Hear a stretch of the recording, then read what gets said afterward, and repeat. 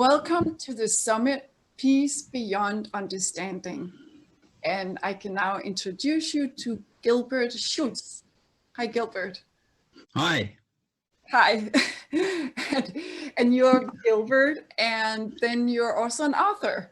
So, and as I dare to say you're a non-duality speaker. So, but I know all these different labels are not it. But I have read a couple of your books, and one of them is Self-Illumination, and Self-Aware is another one I've read. Both very beautiful books, pointing to our true nature, or our nature, who we are. And you have Self-Aware right there. You can show. Yep. It's the only copy I've got. I've never read it. Oh, okay. Well, I guess you don't need to. Yeah. And I must say those pointers are amazing, because when I was reading them, it was like, yes, it's so clear. And your message is that there is this knowing, the seeing, the being is all that we are, really. And well, it's spontaneous. You know, the seeing is spontaneous, and the thing is, what I'm pointing at is that life is spontaneous. You know, nobody can tell you where life came from, because it's spontaneous. It's only this immediacy. You know, if your heart stops beating, boom, you're out of the picture. So it's this immediacy. So what's necessary is to recognize that the seeing is happening spontaneously. When you open your eyes in the morning, the seeing is there. You don't have to go and throw a switch and start pedaling on some generator to get the seeing happening. It's happening. It's spontaneous. It's an aspect of consciousness or awareness or life itself. And it's intelligent, you know, it is, it's incredibly intelligent. It's probably more intelligent than anything else, but it's not a thing. So what I'm pointing at is to acknowledge that this seeing is happening spontaneously, and that I'm not doing it. You know, this person that I think I am is not actually doing the seeing. It's just spontaneously happening. And from a point of view of a so-called separate entity, to recognize that, that's incredibly humbling, because, you know, I'm not doing it. The same with the knowing. The knowing or the cognition is an activity of cognition, or an activity of knowing that is happening spontaneously. You are not doing it. Recognizing that is humbling for the believed in entity. And then, you know, belief is never the actual. The belief is never true.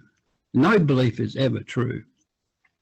Because if it was true, it wouldn't be called a belief. You know, the definition of a belief is that which is accepted as an alleged fact without any positive knowledge or proof. And we live in, you know, generally speaking, we live in a society or a world where belief is held up as something sacred, you know, but it's not true. No belief is ever true. And in a social situation, it's very impolite to challenge somebody's beliefs. You know, we need to respect other people's beliefs. You know, people can believe whatever they want. It's none of my business. But everyone has the right to investigate their own beliefs, because it's the erroneous beliefs of being a separate entity living in a world of lots of other separate entities, believing that they're separate, is really the problem. There is no separation. The whole, which is what I'm pointing at, has never been divided. You know, it's never It's the universe is not composed, it's not made up of parts. It's one integral whole. And even the physical universe is only the surface. You know, when you look at objects, you see the surface of them with the light reflecting off them. You look at an orange and you see the skin and the color. You can't see the whole orange because inside of the orange is invisible. And, you know, this is what we're up against. Generally speaking, people skim across the surface of the mind and accept the appearance of things and the labels. And only a few people sort of delve in, you know, what is my true nature? You know, and that can be scary, you know, because it immediately challenges the belief structure. And that's where I feel safe. I feel safe in my beliefs. And you can't challenge my beliefs. Only I can do that. But I don't want to do that because my whole identity is woven into this ball of erroneous concepts about who I am. And therefore I suffer. I suffer, or the believed in entity suffers, because the things it clings onto are not true. So the natural state, which is, you could say that's our true nature, is wordless and silent. So in a way, whatever we say about it, whatever we say about the true nature or looking for the true nature, any description of it is not true. And therefore, the revelation that the so-called individual experiences is the collapse of the belief system and the revelation of just being, which is immediate, which is life. You know, life is intelligence. It's energy. Everything is energy. And there's no right or wrong. You know, what's appearing is an incredible display of consciousness, ever fresh and ever new. It's actually not changing, but in the appearance, it's constantly changing. So when the seeker, which is a changing set of beliefs and input and whatever, when it goes searching for the true self, all it's doing is finding change. It's constant change, and it's living in hope of finding a permanent state, you know, and that's the trap, because there is no such thing as an enlightened being. There's no difference between a so-called enlightened being and an ordinary everyday being, the same being. And it's the discrimination that causes the problem and the suffering. So the natural state is wordless and silent. So how can I recognize that? Well, you don't really have to, because it is the cognizing. It doesn't need to be recognized, because it is the cognizing, the actuality. But in the appearance of things, it needs to be recognized. And the recognition is what dissolves the erroneous beliefs of being a separate entity. So with a continued investigation of who I am, what I am, what's really going on, delving into, you know, the essence of it,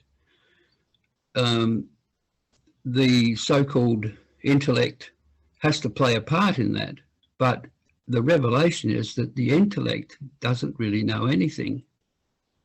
It's just a bundle of a cluster of ideas and concepts and things. But in the appearance of things, it has to be willing to investigate.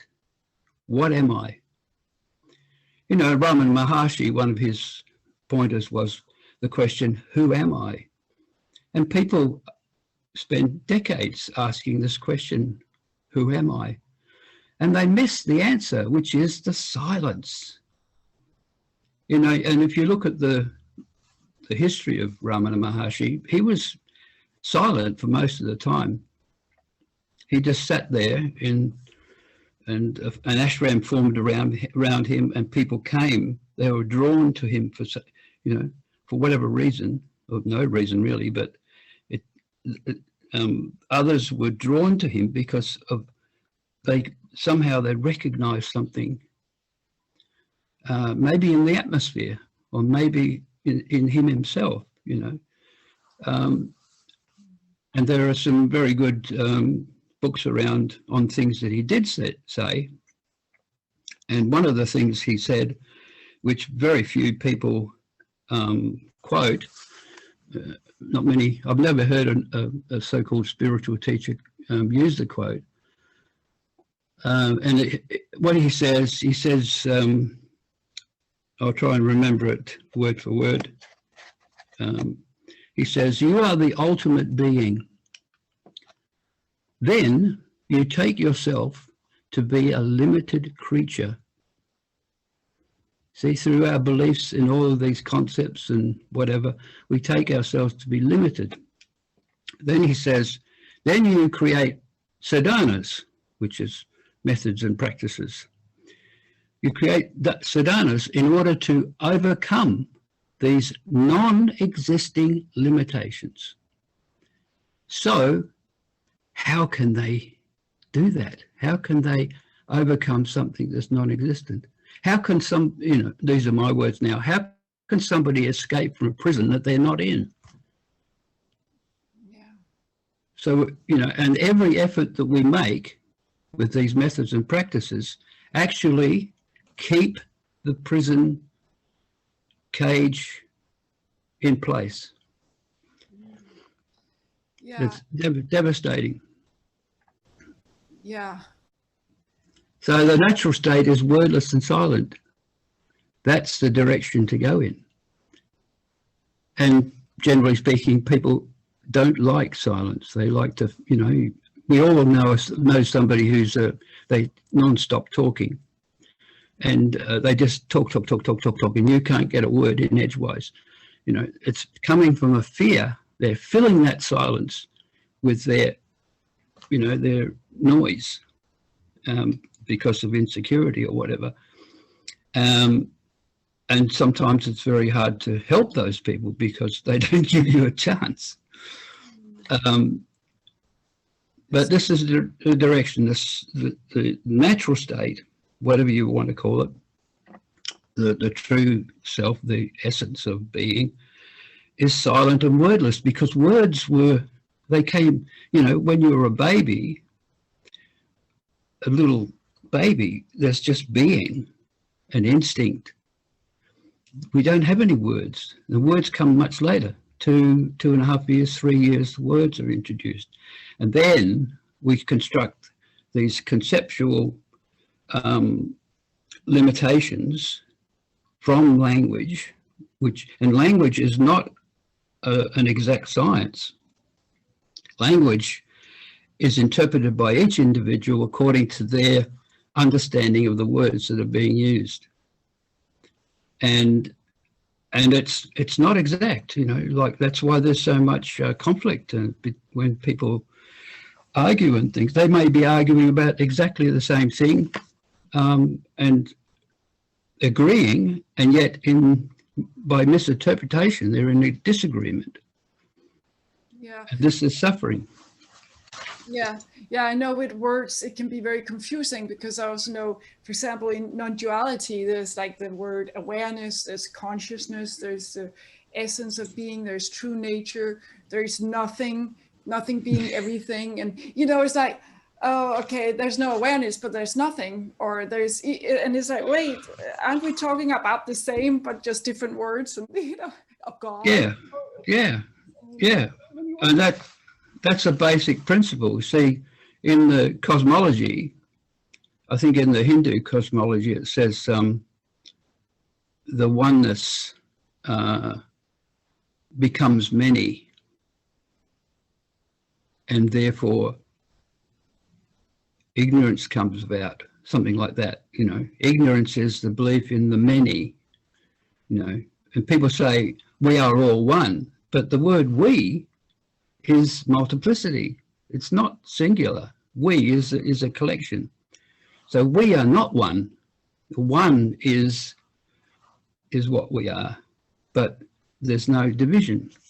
So the thing is that the mind cannot divide the wholeness, but it appears to, and it appears to divide the wholeness of existence through the use of words and an imposed meaning through on those words, which is particular to the individual, and then it's believed. But in truth, the mind cannot divide anything except itself, and it divides itself through words and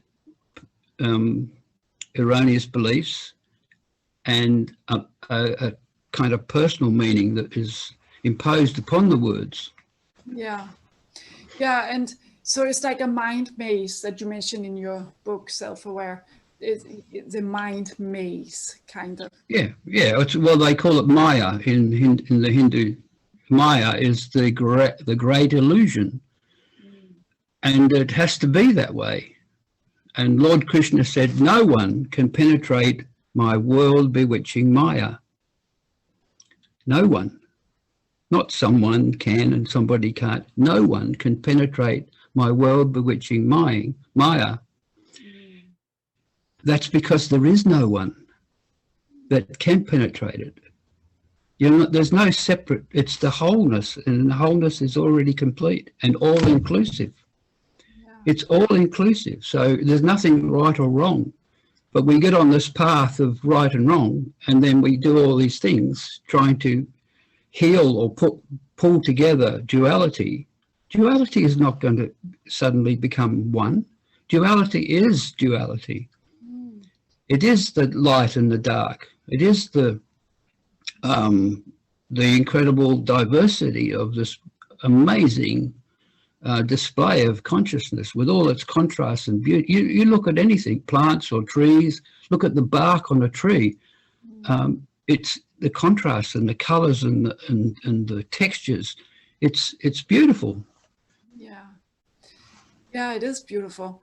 And it's so fully alive, and it's in movement, you could say. It's energy, and that is all stillness too, or the consciousness, the presence, the wordless.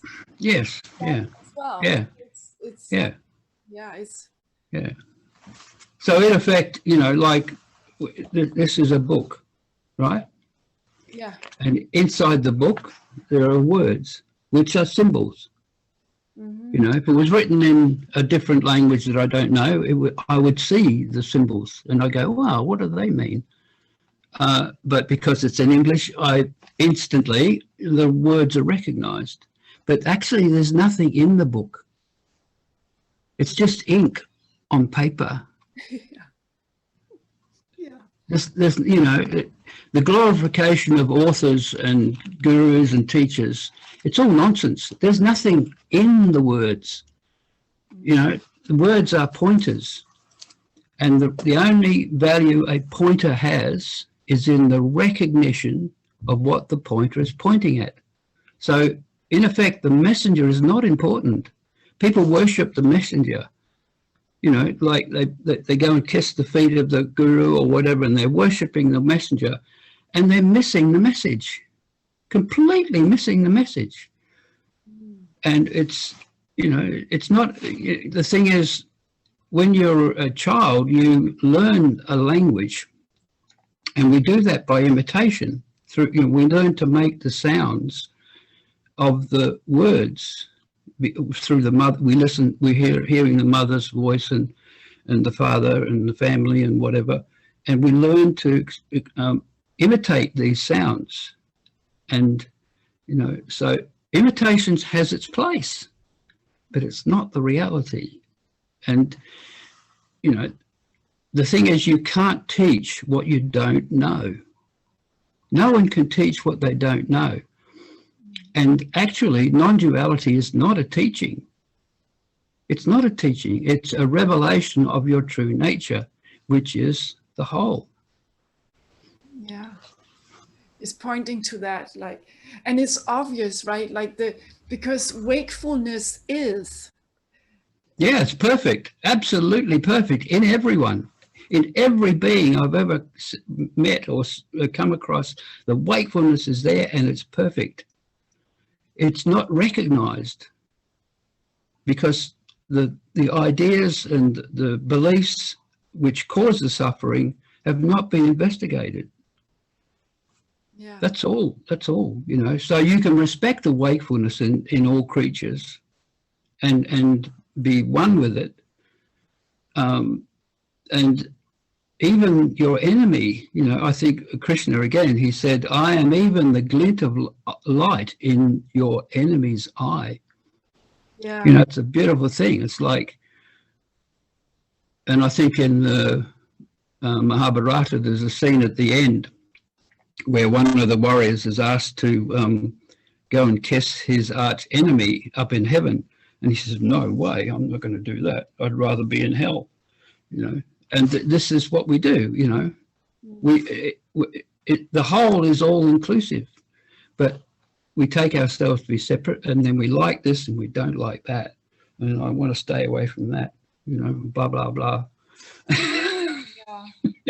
Yeah, and it's just the mind the whole time having ideas about things and judging everything and all that. And that's all made up by the mind. Well, it's spontaneous. It's actually, there's nothing wrong with it. It's spontaneously appearing. There's nothing wrong with it. But, you know, a thought comes up, maybe I hate that person, right? And then another thought comes up, oh, I shouldn't have that thought. You know, I'm a spiritual person. I shouldn't hate anyone, you know. So there's conflict between these two reference points. And that's all it is, you know.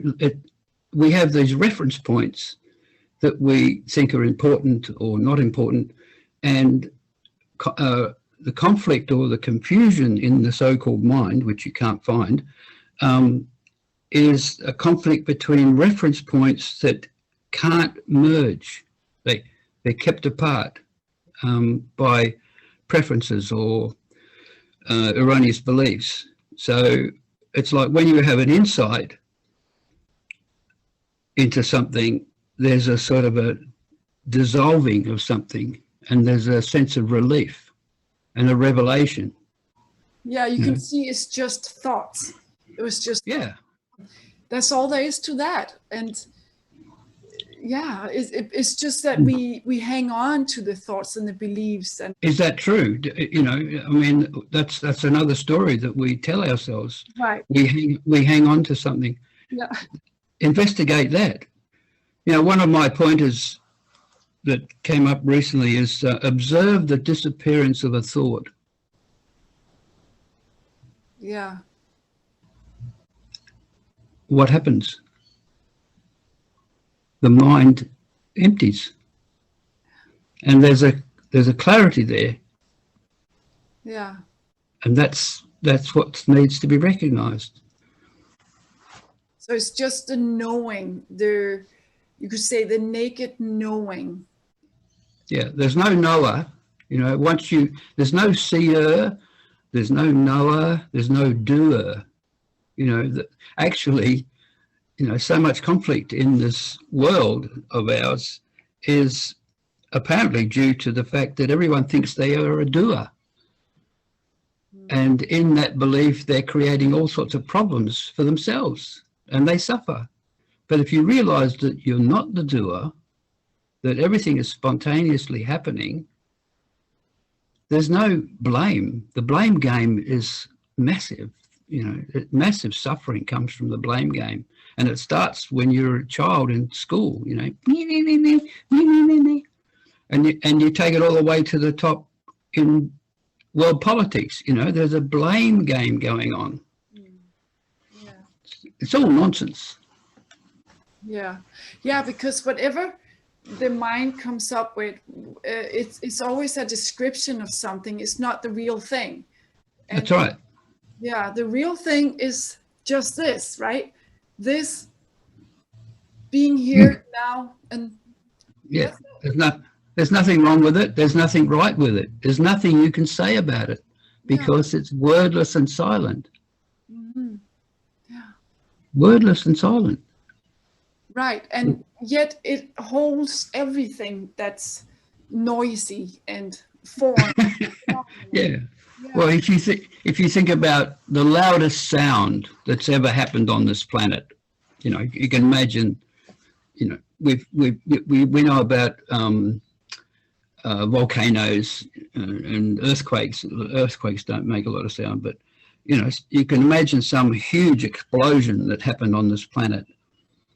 That sound, the loudest sound, diminished and disappeared into the silence. The silence swallowed up the sound, and the silence is swallowing up all sounds constantly.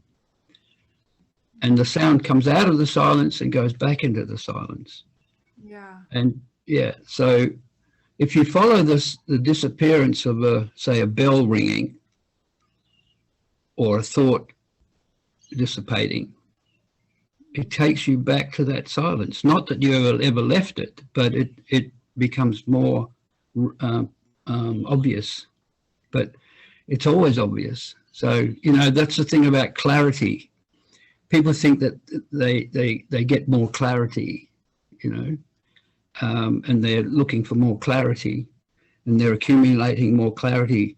It's nonsense, you know. Clarity is, it's the elimination of that which we believe in that's confusing. That as you eliminate those things through investigation, the clarity reveals itself naturally because it's always there. Yeah. The natural state is always there. Yeah. Does that make sense? It completely makes sense. Yeah. It's wonderful too, because it's like, yes, I'm already it. I'm already what I'm looking for. So yeah, I can never lose it. It's like, oh yes. Yeah, that's it, you know. And the thing is, you know, we might get very excited in realizing that, and then we might want to share it with others, you know, and they're like, ooh, you know. The thing is, you cannot transmit understanding.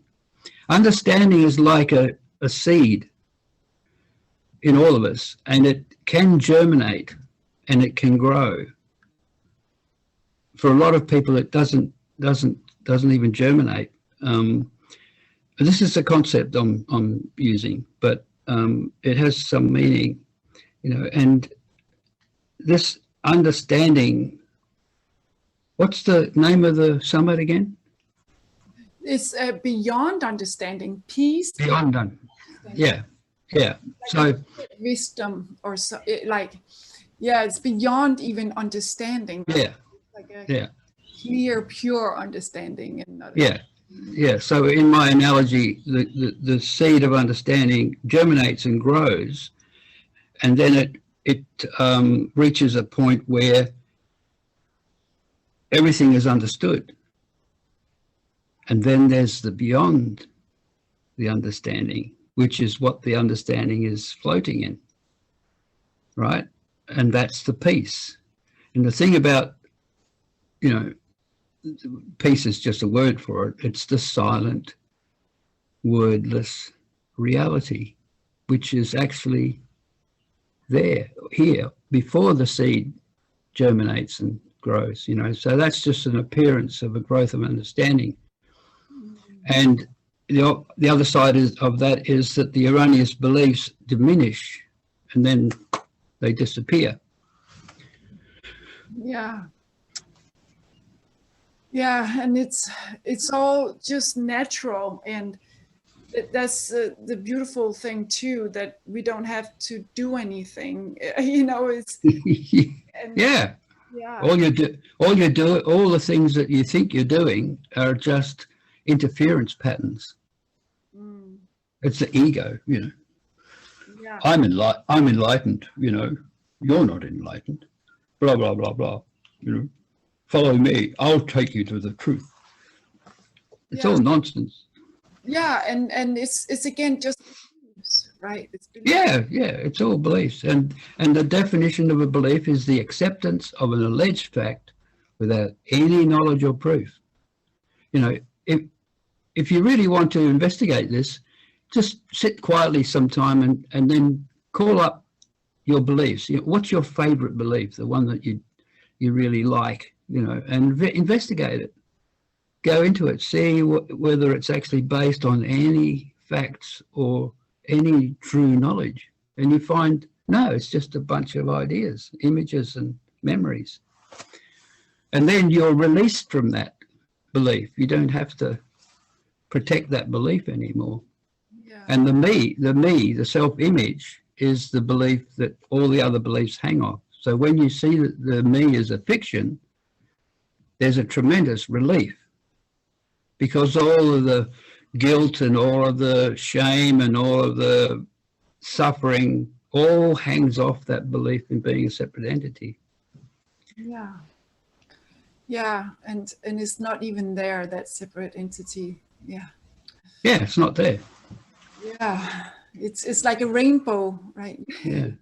And where does a rainbow begin or end? Yeah.